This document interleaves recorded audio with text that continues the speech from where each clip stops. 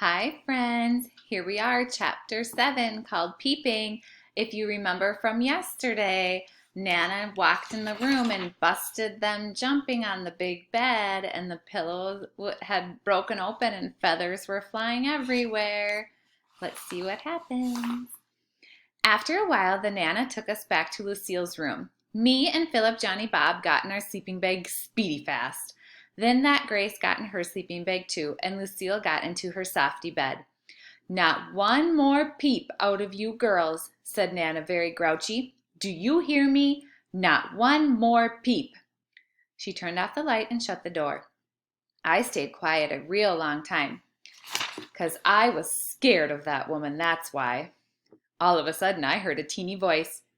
Beep, it said. Beep, beep, beep. It was Lucille. Me and Grace giggled out loud at her. Peep, said Grace. Peep, I said. Peep, said Philip, Johnny, Bob.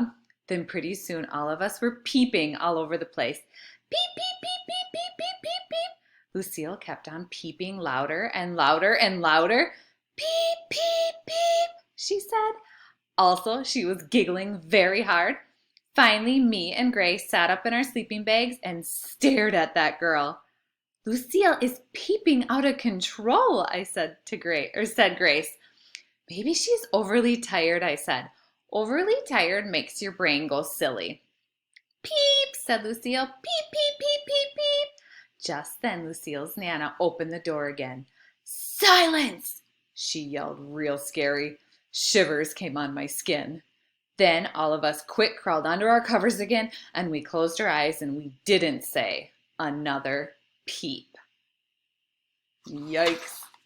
Short chapter. Tomorrow's chapter is called Morning.